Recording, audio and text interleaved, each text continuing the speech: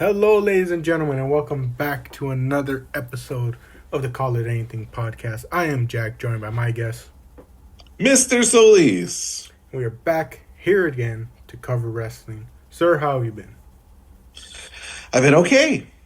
Yeah. I mean, hanging in there, holding on till spring break in about 4 weeks. Happy March. Happy March to all. I've been holding in as well, or holding up as well. Just pushing through, just trying to have fun, Yeah. I recently got summoned for jury duty. In Arizona? Or you got to come out to L.A.? Arizona. Mmm. But I hopefully have a way to get out of it. Would they is like a possible verdict in Arizona like a public hanging? Is that a possibility out there? I don't think so. Strap them to horses, one on each limb. I don't know why I have that perception of Arizona. It's very old school over here. Tar and feather. You put tar on them, Jack. It burns, but also sticks. Then you put the feathers. Or we're going to do like that SpongeBob episode. We're going to tie him like Patrick in the middle of the town square, and people are going to throw peanuts at him. Yeah. And he's going to eat them. But we are here to cover wrestling, like I said. Elimination Chamber happening in Chicago. Yep. Very small card, as we kind of come to expect, especially from stipulation shows like this. Yep. We have our 2 chamber matches and 2 championship matches squeezed in between, as well as a review. Yes, I want to talk about the reveal almost as much as, if not more than, one of these matches. But we open up with the women's chamber. Rhea Ripley versus Tiffany Stratton versus Raquel Rodriguez versus Asuka versus Kiana James versus Alexa Bliss. And the first 2 fighting were not in pods, I believe was Kiana and Alexa? I believe so. Yeah. Because Asuka comes in next to wreck house. Yeah. Did you have any favorites, Jack? Who was your pick? My pick in the predictions was Raquel. Okay. And then I picked Bliss, because I thought, not to spoil anything, but my logic was that her championship match would add wrinkles to her relationship with Charlotte. Did you see the posts online about how she and Rhea called back to a an Elimination Chamber match from a couple of years ago? Yeah, I saw that one. With their interactions through the plexiglass? Yeah. I like that. I think I've said this before in previous Elimination Chambers, but when they walk by each other and then grimacing like they're walking through a zoo and looking at all the animals, right? I get annoyed like right away. I'm like, this is wasting time. But like when they do it right and there's some kind of character kind of element or some sort of part of their character that's revealed through this interaction, it's worth it. My dad picked Rhea, by the way. Oh, did he? Yeah. My logic for picking Raquel was, in my head, I know this wouldn't have really made sense. But yeah. In my head, I was like, so whoever wins this chamber is going to likely challenge Jade. Yep. And none of the names were really calling out to me. So in my head, I was like, Raquel's been getting a lot of interest from the crowd, drawing a lot of interest from the crowd and all that.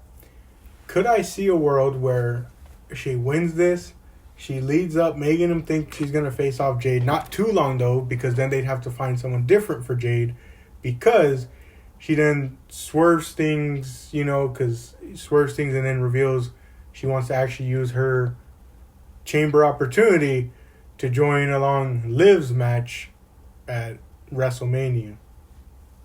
I don't know who said it, but I've heard that exact pitch made. And I can see it.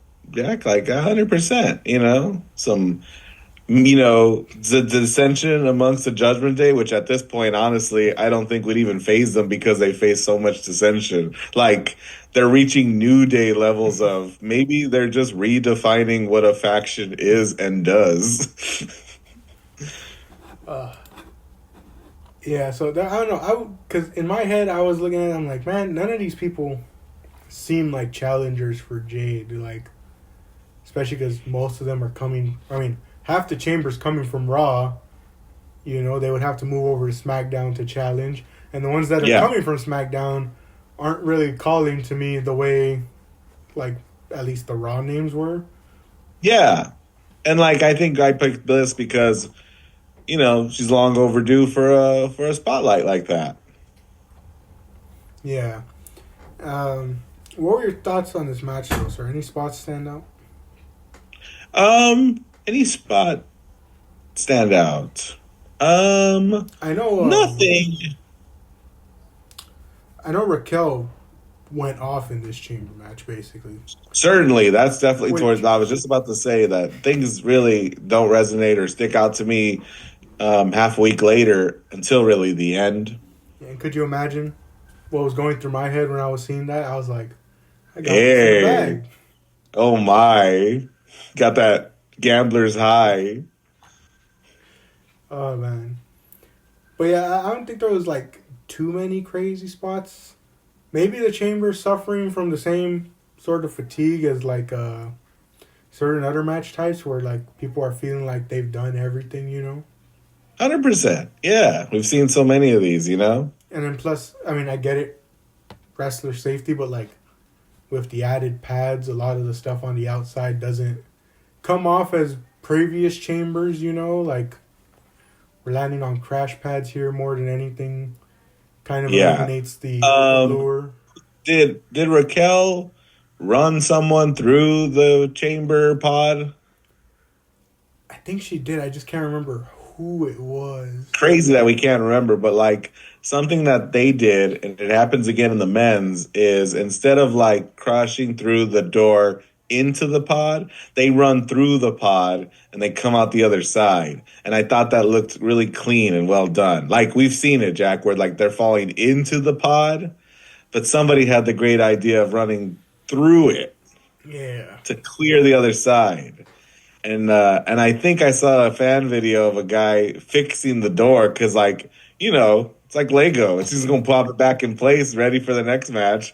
But that was like a cool visual, and the sound was good, and it's probably safer, probably easier, and it was all the things. Yeah, I do like what some people were noting that like through the Rumble and now it really seems like they're taking a liking to Kiana James to feature in these back-to-back big spots.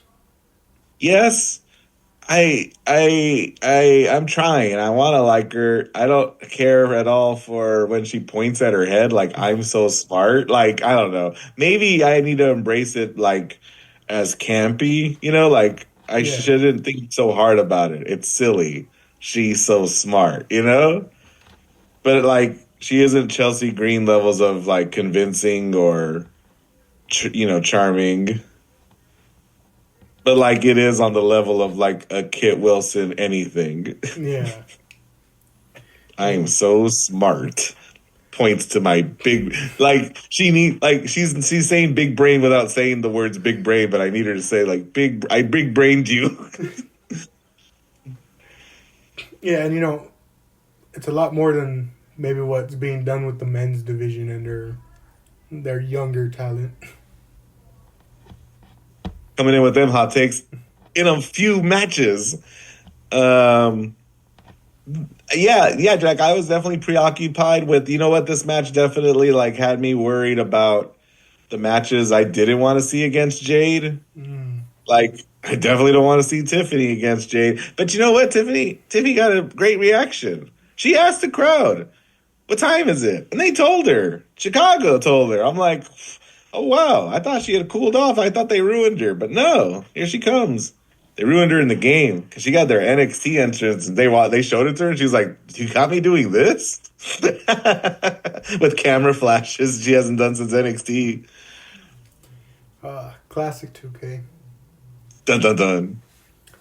Jade, by the way, was watching this whole thing from the nosebleeds. I always find it funny when they do the wrestler in the crowd gimmick. Yeah, yeah. She's probably tweeting while she was up there, things that she shouldn't be tweeting. Oh man, that whole debacle. Yeah. But But any other spot? no, nothing stands out to me. So Oh, just Raquel's Tahana bomb on Asuka, on Kiana James. yeah, I remember that one. That was good. But Rhea Ripley comes out and wins this chamber. Your Keep in mind, dad at the point. picks up the point. I got eliminated early. I got misted. Alexa Bliss got misted. I'm like, dang it. Oh man. But that takes us on to our next match, a championship match. AJ Lee versus Becky Lynch for the Women's Intercontinental Championship. I don't know if the company is ever consistent with this, but in this moment, on this night, this is a prime example of a mid-card title being a really big deal. Mm-hmm.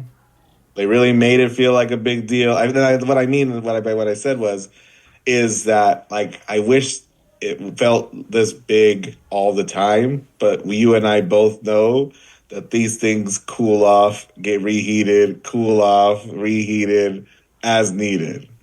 But like I was relatively impressed by how much this very new championship felt. Yeah, and I think I've kind of said that for a bit that like it really feels like there's a lot more effort being done with the Intercontinental Women's one rather than the US one. I mean, the US one has still been getting like stories to it, like they haven't just Yeah. completely disregarded it, but like compared to the Intercontinental one, it's like you had Lyra's initial reign, then her story with Becky to really build on that. Then Becky won it and had some stories with like Bailey, and then the story with Maxine, and then now Yeah. it's carried over to this where she's tying it into AJ Lee and her big return. AJ Lee doesn't come back fighting for one of the big ones. She's fighting for this one. Yeah. And I don't know if I've said this on the podcast because we talk so infrequently about, Becky. Mm-hmm. But I really like her like catchphrase. She did it on the Hot Ones episode. One of those shows, one of those podcasts with Seth. Mm-hmm. She did this bit like on the podcast that she does in this promo, which is I'm the best to ever do this. And that's not just me saying it. That's ESPN and CNN, and she names all the people who have said it. She says that like all the time. And it's great to hear it in podcast because she says it very casually. She's like, I mean, I'm the best women's wrestler there's ever been. And that's not just me saying it. That's ESPN. That's Sports Illustrated. That's everybody. And like when she's mad, like she changes it with how mad she is. She's like, I'm the best to ever do it. And that's not just me saying it. She's been the best part of this feud. She's done so much of the heavy lift for this feud. I was about to say, like, it's reminiscent of all the memes I see where people are like anytime in the past, like, decade, when people have gotten into feuds with Roman, they're like, oh yeah, good luck doing the heavy lifting, good luck doing all the promo work, and who was the other one before Roman that it was like, it wasn't The Undertaker. I was just about to say, every year The Undertaker, people would be feuding with nothing. They would be feuding with the lights. Yeah. But Because he didn't show up.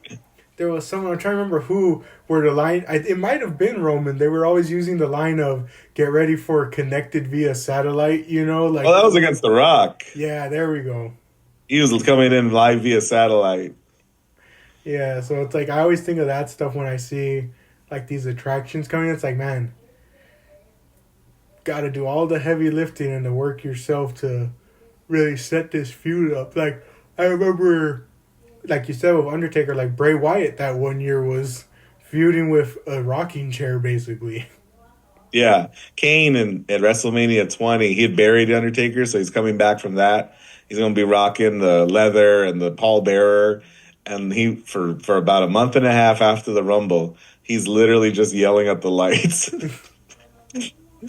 What was I going to say? Before we get into the match, Jack, I do want to say this. I don't know if I've said this about AJ Lee, and I know you care a lot about the perception of your podcast, so I don't want to get too out of pocket, but uh, you know, I wonder how thick all of our rose-colored glasses are when we think back on AJ's, time in WWE, Like just this whole feud reminded me that really she had one move and she didn't even have a catchphrase.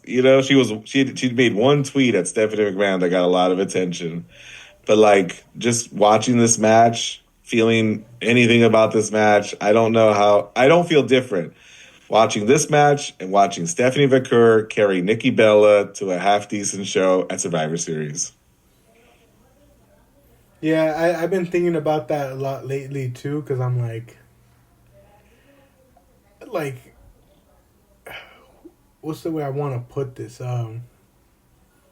It almost reminds me of all the years that Punk was gone, where Yeah. people got to the point where the argument I was always seeing was, I feel like people are more in love with the idea of a CM Punk return than like actually considering what a CM Punk return would look like, you know?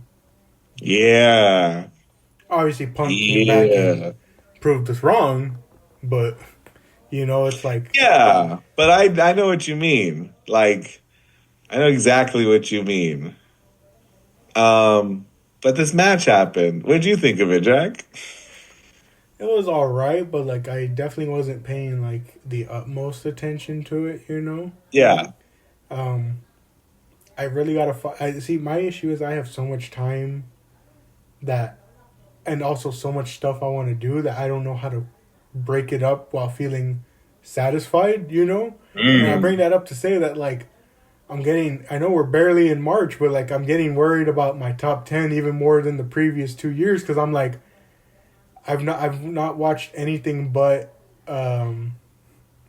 WWE pay per views and maybe like one or two matches outside that bubble, and that's about it. Like, Yeah.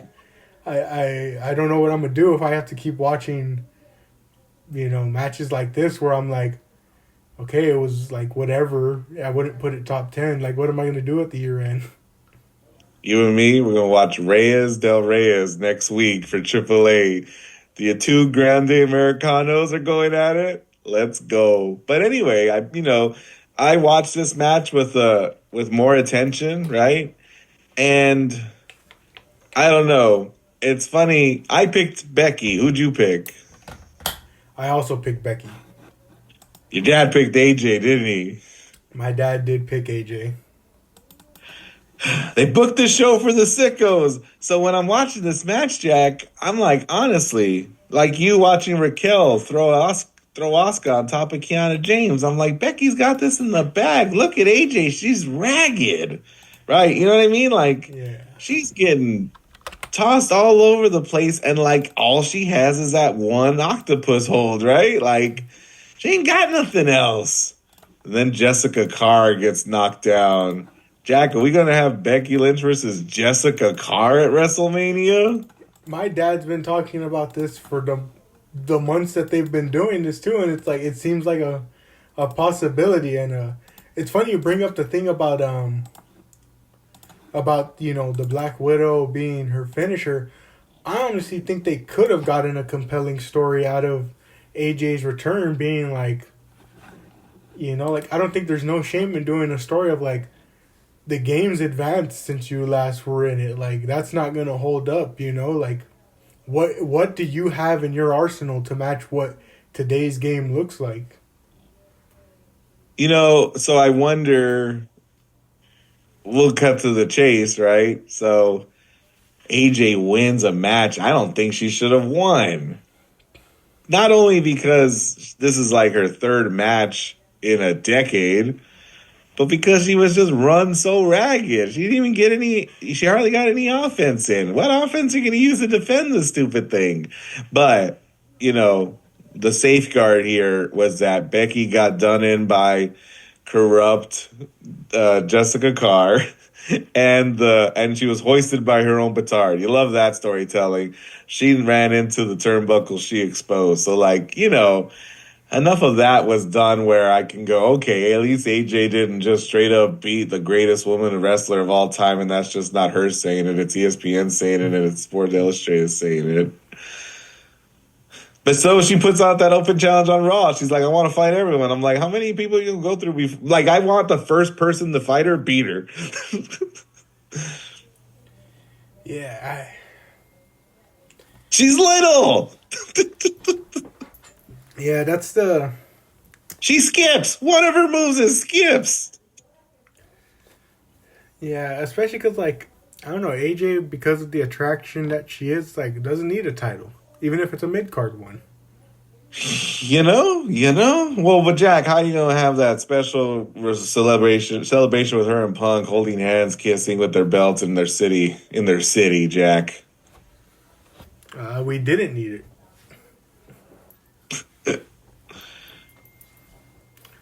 it. So that's what I thought. Yeah, we didn't need it. We don't need CM Punk anymore. Speaking of which, Drew McIntyre, Seth Rollins, Roman Reigns, MJF, Hangman Adam Page. Yeah. Speaking of which, the next match, CM Punk versus Finn Balor for the World Heavyweight Championship. What did you think of his entrance? They faked me out for a bit. Really? Because when I saw how long they were taking to get his entrance going, I really thought he was pulling a AEW Revolution 2022. You guys gonna come out to what's it called? Yeah, to AFI. I was thinking it, and then when I heard what they were actually doing, I was like, oh, okay, he's a pretentious nerd. I was just about to make a young like a youth joke at you that you weren't 100% sold on. Oh, this is the Chicago Bulls thing we're doing. No, I had to do a callback to. Hey, it's been a while since you and I have called Punk a big nerd. A big old nerd, right? Hey, the commentary said that this is his first match at the United Center ever. Big old nerd. He's been there. He's been there with AEW. But he hasn't been there. Pulling the old McMahonism. If it didn't How about happen in this company, it didn't happen at all. Him jumping into the crowd on the barricade, and I'm like, my man, how soon we forget. Get your butt down before you break your foot again. Yeah, and then spend 3 months at home, getting all paranoid, and then come back and go off on a bunch of people. Except it doesn't work out to your benefit this time because the WWE is not the place to do that. Goodness gracious. I don't know. There is something that, as somebody who followed him, didn't get his due, even though he got like some dues, he was just done dirty, wrong place, wrong time. His 434-day reign didn't have to end when it ended. It could have, you know what I mean? And he's gone on record to say there's no reason why it couldn't have been Rock, Cena versus Punk, in a triple threat. You know what I mean? But they completely forgot him. Gave him the Undertaker as a consolation prize. All that to say, there is some catharsis to be had when he gets the Chicago Bulls entrance and his face on the program, all the things he wanted 15 years ago. You know what I mean? Mm-hmm. This is everything he wanted, and it's there is something to that. Yep, and all he had to do was sell out and become Company Man Phil. Yeah, he's wearing suits like the Undertaker told him to do a long time ago. He's wearing suits. He's tamed his hair. Mm-hmm. Mm-hmm. I always love messing with people dropping that line, Company Man Company Phil, CM Punk. corporate manager Philip. Damn. What do you think of the match, though, sir? Hard to enjoy because of how foregone the conclusion was, and to echo my sentiments of the AJ Lee match, this was another match like you knew Punk was gonna win, but like he doesn't even look like the guy who should have won because Finn ran him ragged. That dude was all gassed. He was beat up. He's bloody. Did you see his face after that match? He Yeah. had straight up Finn's boot on his face. Finn did so much to him and he couldn't beat him. And like what I think I needed was for Punk to beat him more decisively. Like how you gonna beat Roman Reigns that you almost couldn't beat Finn, you know? Yeah. Like that math doesn't math. You gotta beat Finn and go then Punk and Roman will be just as easy. Nah, you almost died out there. And this one didn't give me any like out. He didn't cheat. There was no exposed turnbuckle, no ref shenanigans. The one saving grace is that he switched up a coup de grace into a sharpshooter. The big old nerd. Did you see? Did you see what's in the new video game?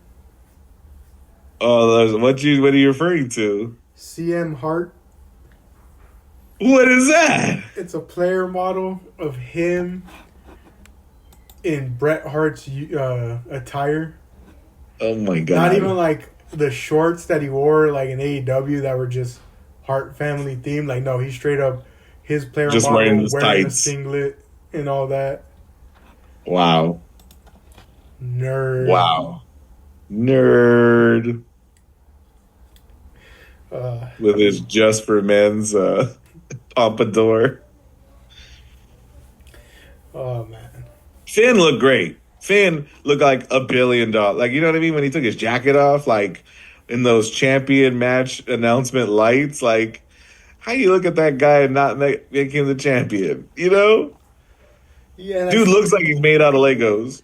I see people talking about like getting their hopes up for SummerSlam and this and that. I'm like, we've been down this road before, people. It's not gonna happen.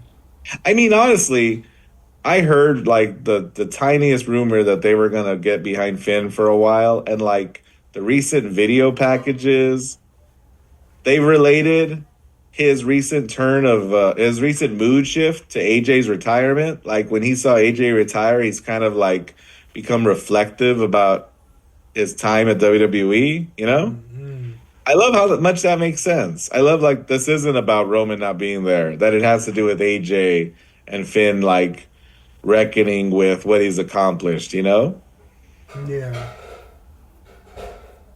But it's okay. We'll parlay this loss into a Intercontinental Championship match at WrestleMania against Dom as we dissolve the Judgment Day once and for all. And then they take the belt off of Dom. Welphausen. We're gonna get there. And then, I picked. What's it called? I just thought of something. Oh, they really could have branched a lot of different stories off of AJ's retirement, and it doesn't seem like they've done it. I have an out of pocket comment to make about Raw, but I'll wait till after the main event. Oh, okay. But it's about AJ's retirement, okay? In case I forget. All right. Hey, I picked Punk. I also picked Punk, and so did my dad. Okay, so he's up. Did he pick AJ? He did pick AJ. He's up 2 on us, isn't he? Yep. Okay.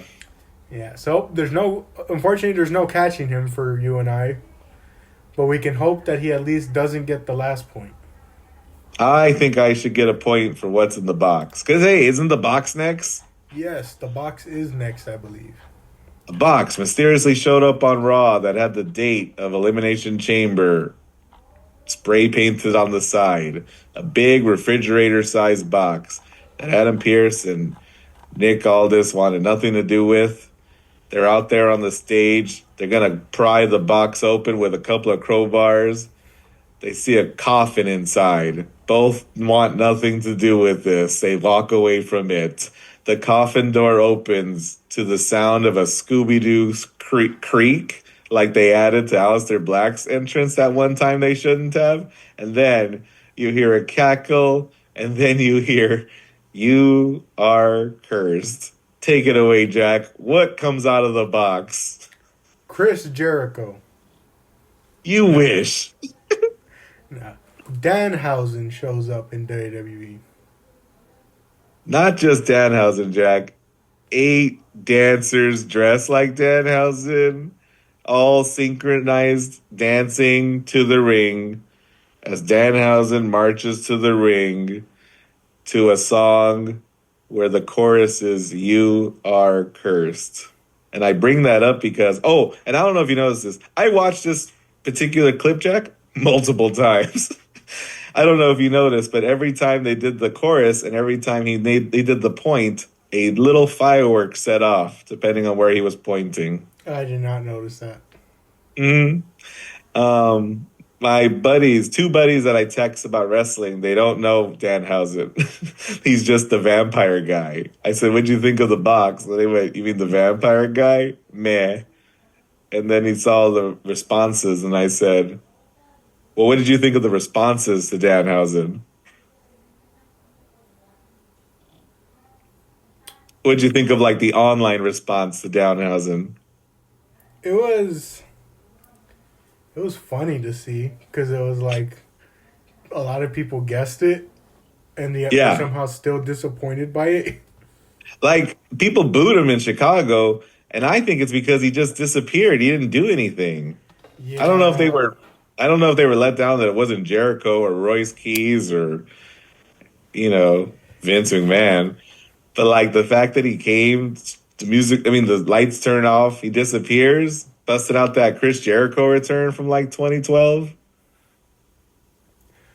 uh, But I told my buddy, because he's sending me all the reactions, I said, "Listen, man, if anybody tells you that they were on board with Santino day one, they're lying. Grows on you. This guy, we'll just wait till he meets our truth. Just you wait." Hausen. and what they did on Raw like was already pretty much like someone's like, "Yeah, this is gonna work." Jack, when they did what they did on Raw, I jumped. I jumped out of my chair, Jack. And I'll tell you what, I think so. Oh, Logan Paul was making fun of a city because they liked one syllable words like what and yeet. You know Hmm. what else people like? 3 syllable phrases. Where's Marco to finish L.A. night? Yeah. Yeah. You are cursed. Could you imagine if People as recently as September thought Kit Wilson was stupid. Now who's toxic? Could you imagine if Marco somehow heard us and you just hear him through walls go, "Yeah." That would have been Joe Hendry levels of campy. Again, this company, Jack, I was most excited when I saw them dancers. I heard the music, I saw the logo. I go, "Oh my goodness, we get to experience Danhausen with a budget, Danhausen with a production team. They're going to do to him what they did for Penta. They're like, what if you look like the biggest star you've ever been in your life? Hausen." And then on Raw, it was great. I heard somebody say that all the boos in Chicago, they went, I think that's going to play into his character. And they're 100% right because on Raw, he goes, "Hey, I debuted to a thunderous applause." You're like, yeah, dude could just lie. And it's great. Yeah, I will say like that's something I've thought of too, but like going back to the Punk thing of thinking it was AFI, like I also sometimes remember I'm like, never mind, this company isn't cool enough to do that. Dang. But you know what they did? Like I was telling my friend, like it is something special that we shouldn't take for granted that a guy comes in with his exact makeup, his character, his name. They didn't even change his name, Jack. Gave a mason jar of teeth to Cole at the commentary table. Nothing about that character has changed. And then he curses Danhausen. These guys are doing this. Like, why? Like, sometimes, Jack, they got no faith in somebody, and sometimes they got a bunch of faith in somebody. And it's so weird how inconsistent the stupid company is. I know, right? Like, it makes you think sometimes when you just see, I don't know, like, it just makes you wonder sometimes. But Danhausen on Raw, he cursed Dominic Mysterio. By that I mean he pointed at him and said, "You are cursed." And we all knew what that meant. And in a couple of segments and a really cool match later, he loses his Intercontinental Championship. Which, you know, Finn may or may not have had something to do with as well. Oh, man. He's got to do it by himself. Hausen. But we reach the final match, which is the men's elimination chamber.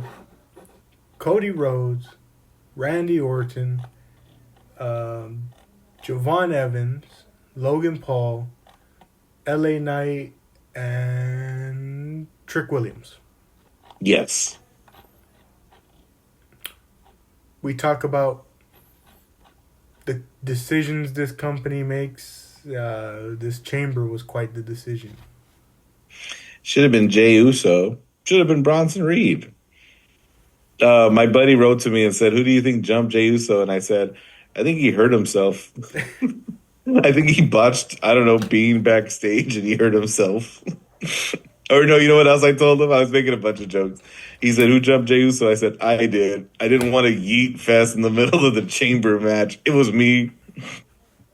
And of course, the biggest crime should have been fought too, not Paul.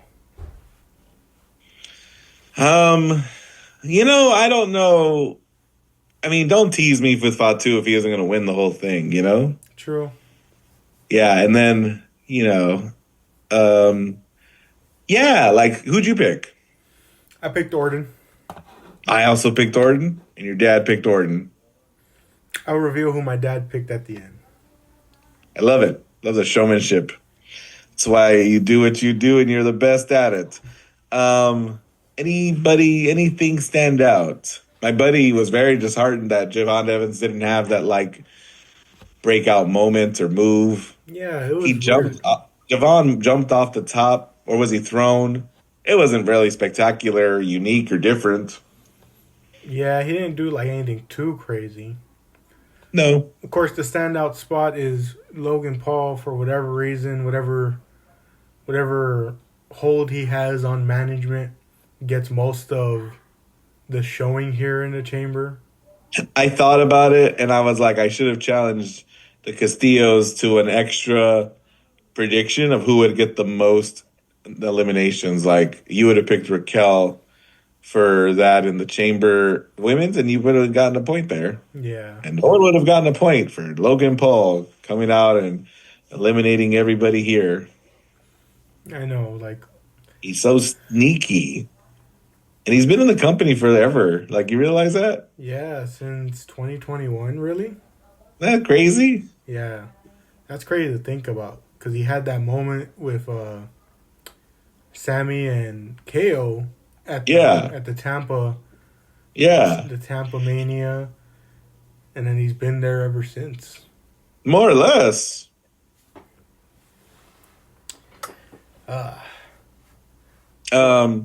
Like, the only thing I could, like, there's a couple of, like, big things we're just sort of dancing around. I just like Randy Orton's going to come out last because, of course, he is. And he's going to do, like, the least amount of moves humanly possible and nobody notices. I wonder if people notice. And I only noticed because I heard a YouTuber point it out. And I'm like, never unseen again. That guy gets away with so little. I too, as I've gotten older, I too have grown fond of Randy Orton because I too like to go to work and do the bare minimum, but that bare minimum is enough for them to realize, yeah, he's too important. And, oh, I saw this great post on Instagram that compared Cena to Orton, and Hmm. like there were a lot of moments in Cena's recent career, winning the Rumble, winning Money in the Bank, winning the championship, turning heel, and recognize that for every one of those Cena moments, the next year Orton did the same thing. So he won the Rumble the next year. When Cena won the Money in the Bank, Orton won it the next year. So is life going to continue this pattern? And will he win the chamber a year after Cena did? Yeah. So this match is very much like a good stew.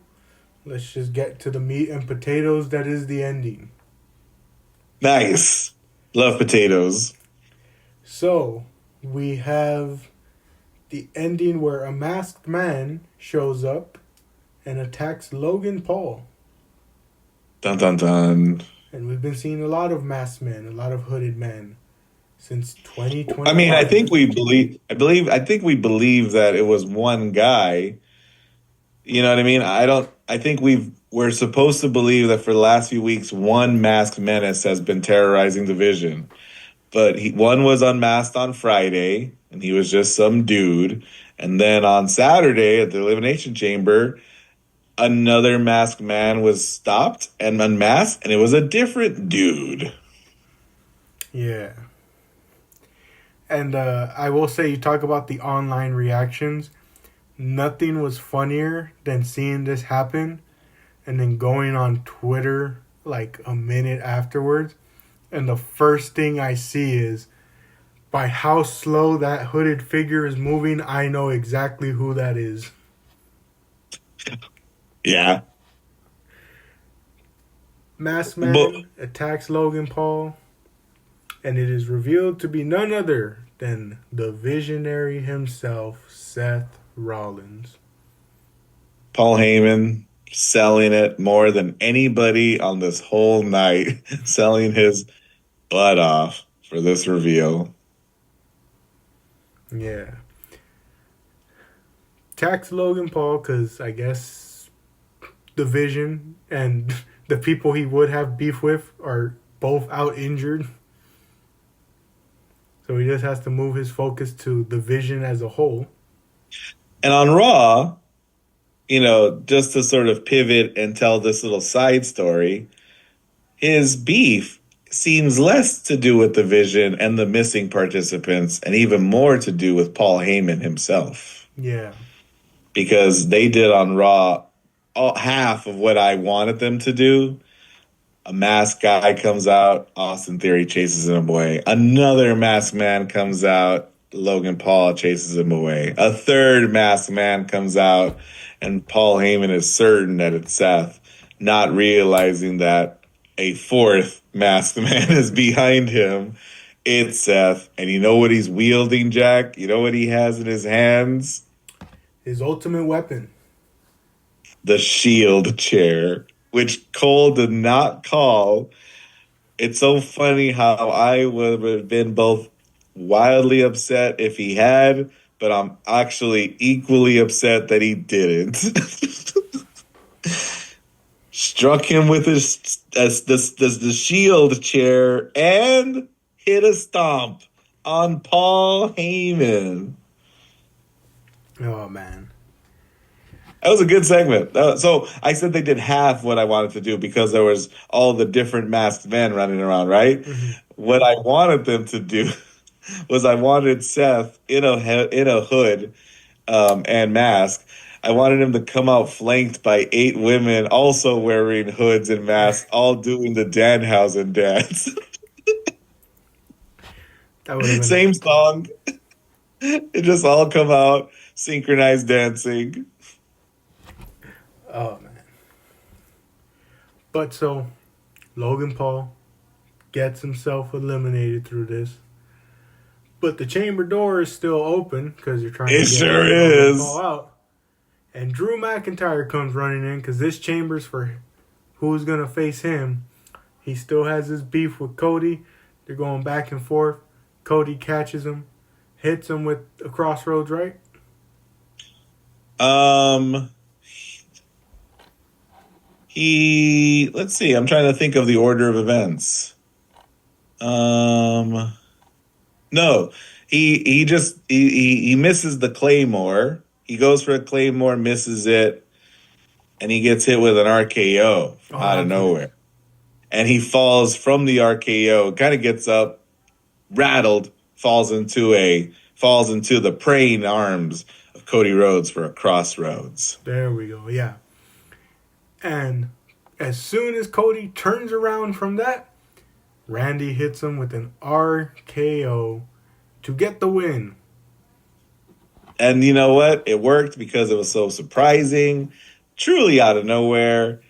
Kind of tells the story of would he do that to a friend? Sure would. Moments notice, everything on the line. Caught Did, him slipping. did you see the post match interview With who? with Orton where they asked him What'd he exactly say? that? And he was like, "Oh, it's such a tough decision, but of course I do it. Of course I do it, and I do it again." Is basically like what he was saying. He was like, He "Oh, was bald. He busted out the bald look. You know yeah, what happens when that dude's bald? yeah." Like, I'm happy to see it, especially because I get a point out of it. I also get my point. And your dad? Pick the runner-up, Cody Rhodes. Whoa, missed a clean sweep. Yup. And we close the gap by one. And that puts us all tied. You mean including the Rumble? Including the Rumble, we are all tied up at the evil number. 6? Yep. We all have 6 apiece. Right on. Oh, wow. And there's 3 of us, and I can see what that spreadsheet might look like. I think in the interest of Jesus, I should get a point for knowing Danhausen was in that box so that your spreadsheet says 667, and then the kids will think we're cool. Come on, Jack. There's too many reasons to do this. I've opted the route of not changing my points until Mania. Hey, get this. You get a kick out of this. A kid didn't even ask. He just started to clean my board because it's all streaky with black gray from the racer. And I'm like, that's surprising, but I appreciate the help. Anyway, I walk by that board and the light hits it in such a way as I realize he didn't clean the entire board. There's a corner that's still streaky, but those streaks, they look deliberate. They spell 6-7. He left me a 6-7 in eraser streaks. Do you want to know what happened today at work that I had to What take a happened? picture of?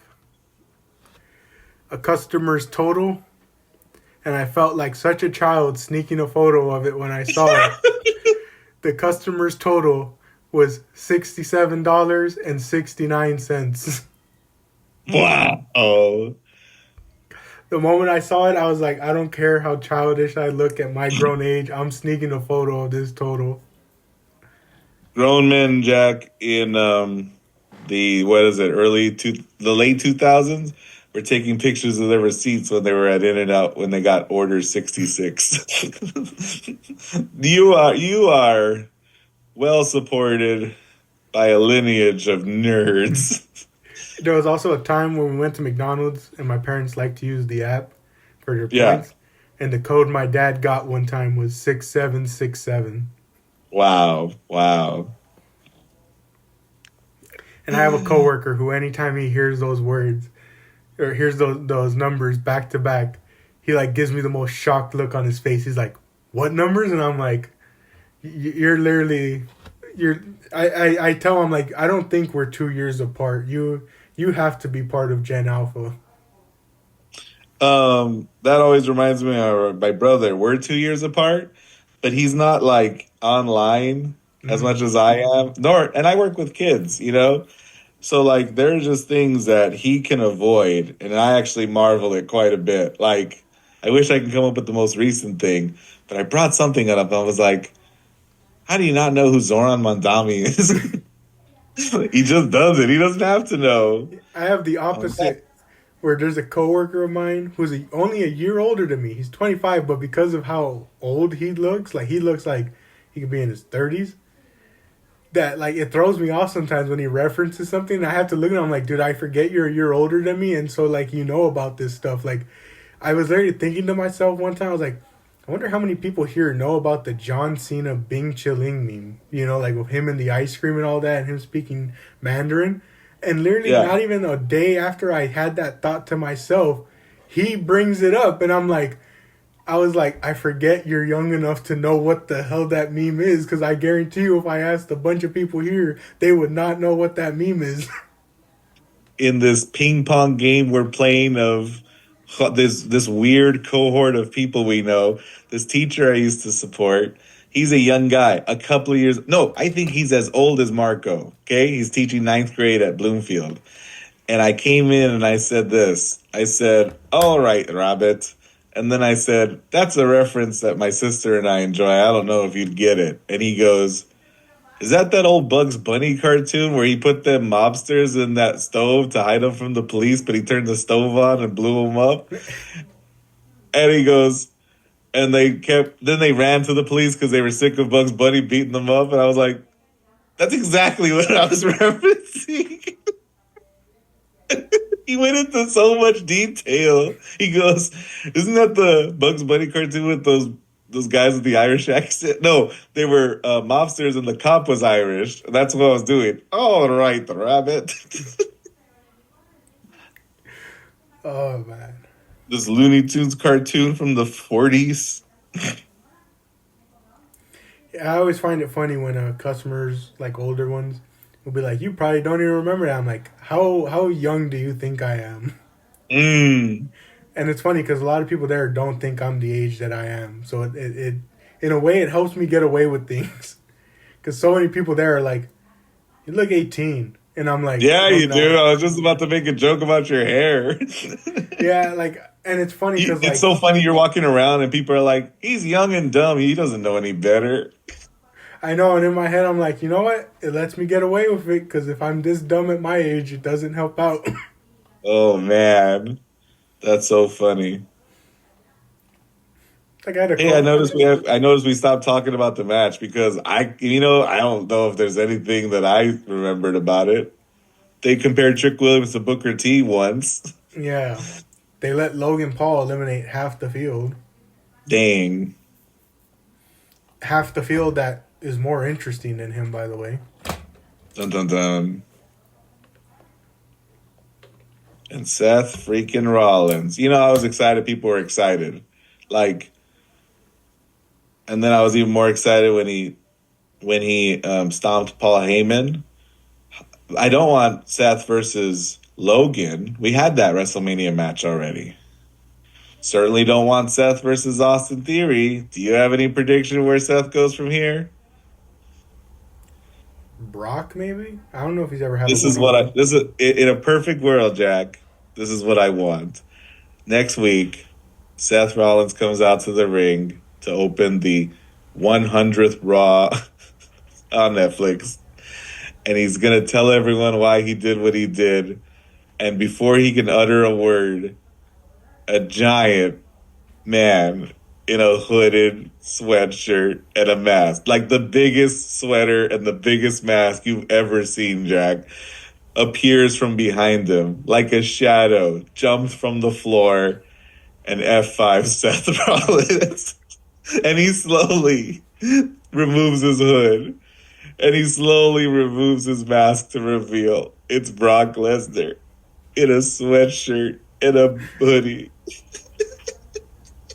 I want him to be the 6'5" giant Marvel Hulk size black sweater. And he F5s Seth Rollins out of like his sling, his arm sling. Oh, man. Before we close out, though, sir, you said you got to talk about Raw relating to AJ's retirement. Raw, I thought was very enjoyable. I think I'm reminded of this almost every PLE weekend, but there are matches that used to be on the pay-per-views that now they reserve for the weekly shows to make them interesting and watchable. So you got the US Women's Championship, an exclusive title on SmackDown, right? Mm-hmm. And you've got Intercontinental Championship defenses on Raw, and you're like, you know what? That should have been on the PLE, but here it is, and I had a good time. And I had a good time on a lot of segments of Raw, including Gunther versus Dragon Lee. Dragon Lee, I've been watching forever. You and me both have, and he just looked better than he's ever looked in this match against Gunther. He's all full of fire. No pun intended. No, I intended that pun. He's full of fire. And he's defending his friend AJ Lee, his former tag team partner, right? And he's got Gunther on the ropes, and Gunther's taking him for granted. And he does that sweet jump out of the ring across the announce table that he did in Japan that one time against Will Ospreay. And I'm just so into it, Jack. I had this out of pocket thought. I'm like, if they sacrifice Cena and AJ to Gunther so that they can build up Dragon Lee, it was not a waste. I was like, I 100% would sacrifice AJ and John Cena if it meant that we're gonna build Dragon Lee. Because like, you got a guy who beat Cena, you got a guy who beat AJ, who's like getting shook and rocked and thrown all over the place by Dragon Lee. Yeah. I'm like, yes, this was the plan. This was always the plan. Yeah, and I brought up what I brought up because people keep bringing up that photo that, funny enough, was captured by Shinsuke Nakamura, who's taking up photography of, I think it's AJ's? No, it wasn't from AJ's, was it? Or was it from Cena's? I can't remember who it was from, but they had that picture of Cody staring into the ring at, I think it is AJ, like the pair of boots that he left behind or whatever, or maybe it was Cena. I don't know, but people keep saying like the layup in their eyes, the layup was Cody and Gunther for the title, you know? Oh, Because he's trying to avenge his friend who got retired, you know? Same thing with Cena, like so. Like I see people bring that up, and they're saying that like AJ's retirement should have sparked a lot more, and it doesn't feel like they're properly capitalizing on that yet, at least. Well, it's a slow burn. They had Gunther just laughing after he beat Cena, and then doing nothing after he beat AJ, right? So, but like this match and how much offense Dragon Lee got. It didn't even. Did he win? No, yeah, he got tapped out. Jack, he only won because he ripped his mask off. Yeah, I saw that one. Well, Dragon Lee comes out looking like $1 bajillion, and I'm like, yes, I will happily sacrifice 50 years of wrestling history if it means Dragon Lee is being elevated.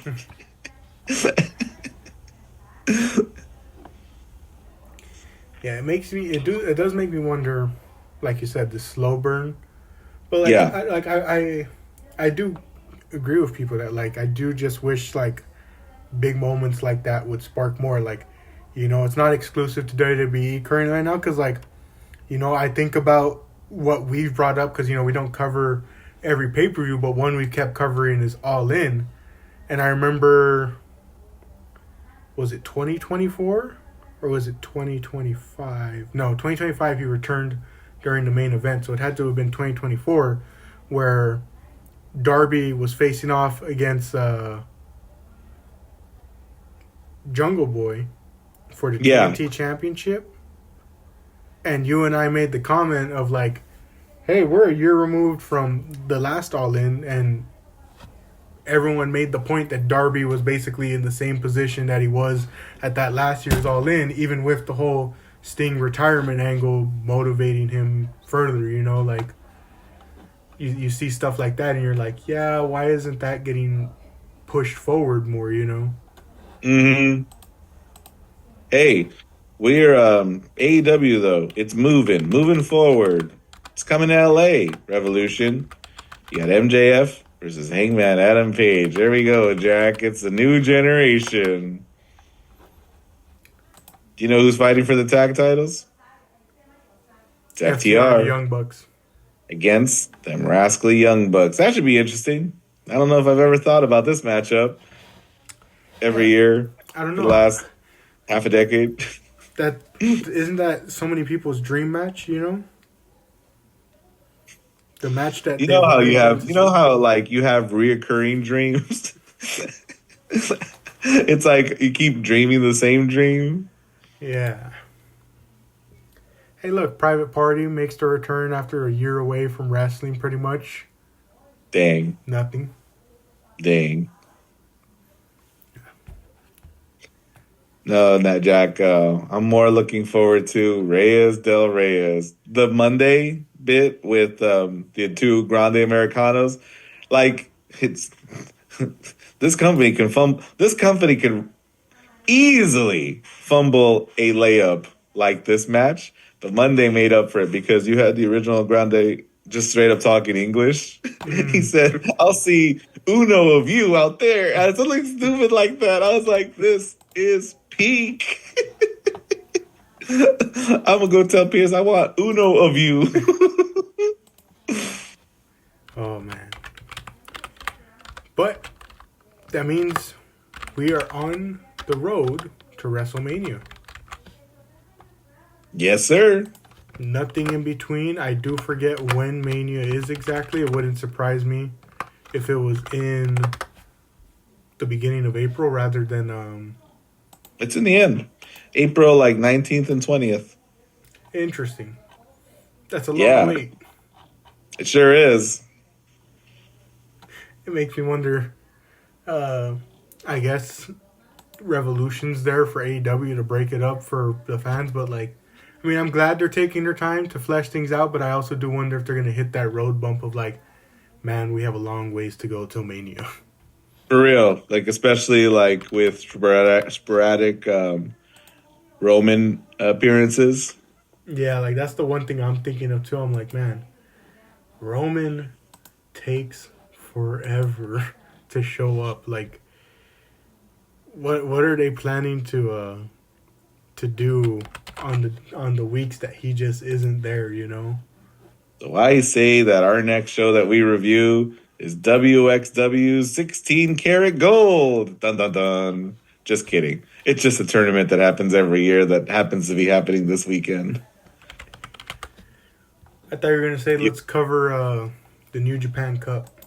That was the next joke I was gonna make. But you know who's fighting in the WXW 16 karat gold? Hmm. Only Bushi and Naito. Oh, Dun dun dun. Hey, Dragon Lee does the Destino. oh, does he? Oh, I think I Yeah, did see that clip. they look good. And they called it something else. And I was like, that's a pretty good move to co-op. Oh man, yeah, I do wonder how often we're gonna see like with some of these guys retiring or slowing down, how many of the new generation are gonna be like, yeah, I want to take that. Like a going out of business sale. Yeah, I being like, saw this MJF clip with Chris Van Vliet. He says, "Where'd you get the heat seeker?" He says, "I stole it from Adam Cole." I saw And that. he Yeah. goes, and did you see what he said? He goes, Adam Cole said, "I stole it from a guy who stole it from Teddy Hart." He goes, "So I hate that any part of me is associated with Teddy Hart, but here we are." Teddy Hart invented a move that a guy stole, that Adam Cole stole, that I stole. Yeah, I saw that when I was laughing. He's like, I hate that I'm in any way associated with Teddy Hart. Yeah. Oh man. But any final thoughts for the show, sir? It was a serviceable show. It moved some needles. Raw moved even more needles, and I, enjoyed a couple of their matches, maybe even more so than this event. Nevertheless, you know what I enjoyed more than the event itself was the friends that we made along the way. So thanks for talking with me today, Jack. No problem, sir. As always, it's a joy to have you. But will be quite some time till the next one, unless I don't know, unless Revolution is good enough to cover it. We'll see. Yeah, I think I'm going to catch it. Moxley's got a match, and yeah. Yeah, I'll probably Yeah. end up catching it. It should be a fun one. Mm, But with that all said, I've been Jack, joined by my guest. Mr. Solis. Thank you all once again for joining us for another episode, and we'll catch y'all in the next one.